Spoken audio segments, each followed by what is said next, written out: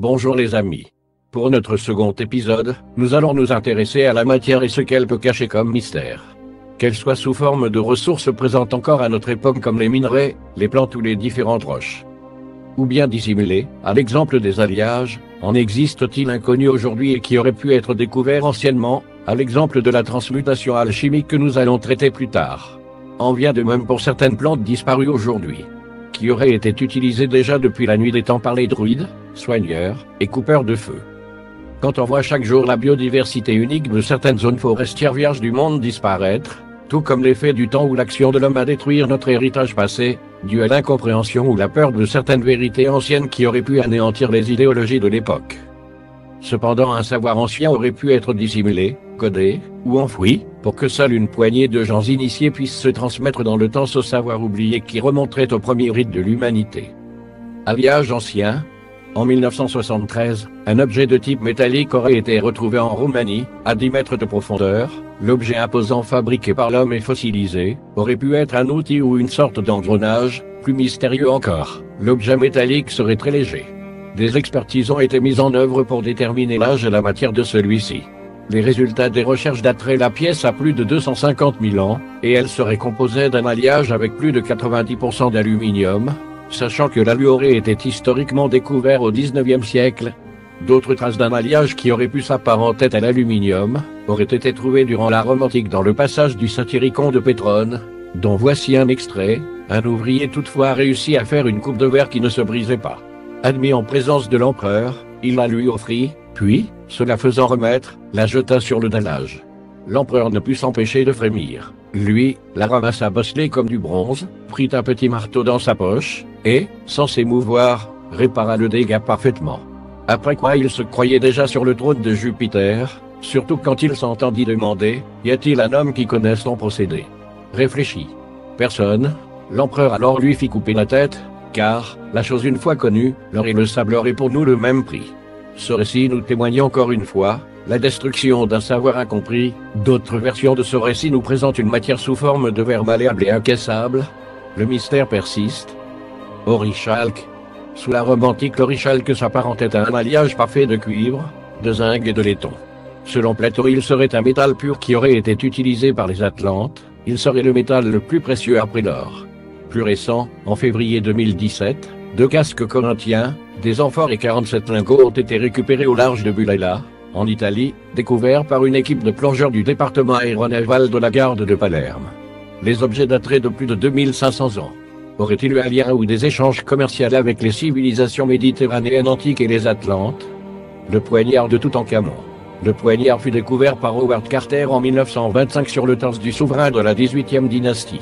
Après avoir été analysé aux spectrométries de fluorescence des rayons X, ils découvrirent que le métal utilisé avait de grandes probabilités d'être extraterrestre. En effet, les concentrations en nickel et les quantités, plus faibles, de cobalt, phosphore, carbone et soufre décelées dans la lame sont typiques du fer d'origine météoritique, ressemblant étrangement à l'inox. En effet, une faible oxydation peut être observée sur la surface du poignard. En effet, un certain savoir aurait pu être transmis de génération d'initiés, comme nous le témoigne l'épée d'Ulfber, fabriquée à partir d'acier au creuset qui avait la propriété d'être aussi résistante que l'acier des masses contemporains. Elle résultait d'un processus de fabrication à partir de lingots d'acier qui provenaient d'Orient et qui auraient été acheminés en Occident par les anciennes routes vikings. De nombreuses contrefaçons ont été fabriquées durant l'époque médiévale, reliques précieuses. Ces épées ont été forgées dans un acier dont la qualité n'a pas été reproduite en Europe avant la révolution industrielle. Les 7 étapes alchimiques. Il y aurait 7 étapes selon les alchimistes, qui correspondraient à des étapes de purification des émotions.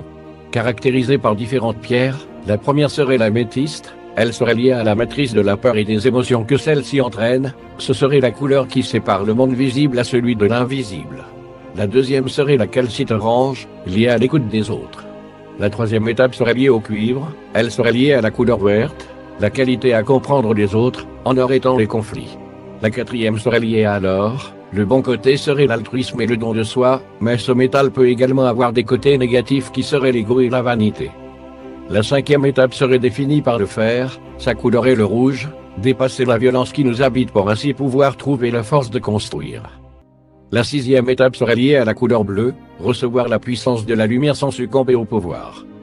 Et la septième étape serait la couleur noire, liée au chaos, le mauvais côté est le diable qui sépare et fractionne, et le bon côté serait le symbole qui rassemble, l'unité.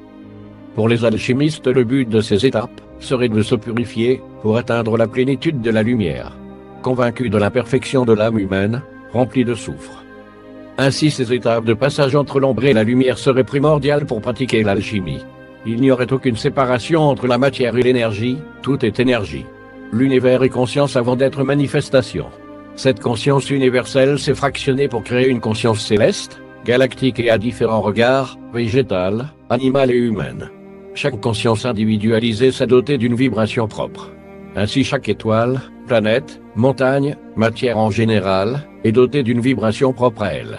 Il en viendrait de même pour les hommes. Carte métallique, chaque individu a en lui un pourcentage précis de chaque métaux, qui serait l'étain, le fer, le mercure, le cuivre, l'argent et l'or. Pour les alchimistes, ce seraient les mêmes métaux qu'ils utiliseraient en laboratoire. Ces métaux seraient présents dans les liens qui relient les bases de l'ADN. Connaître le pourcentage précis de chaque métaux d'un individu reviendrait à déterminer un mode d'emploi pour éliminer notre agitation. Il travaillerait sur le métal, non pas pour le faire disparaître, mais pour l'aligner, le rendre moins agité. Les émotions ne seraient pas effacées, mais transmutées, pour ne faire qu'un avec le moment présent.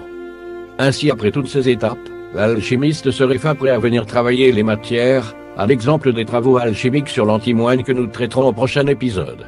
N'hésitez pas à partager la vidéo, si le sujet vous a plu, et de vous abonner à la chaîne, pour ne rien louper des nouveautés. À bientôt.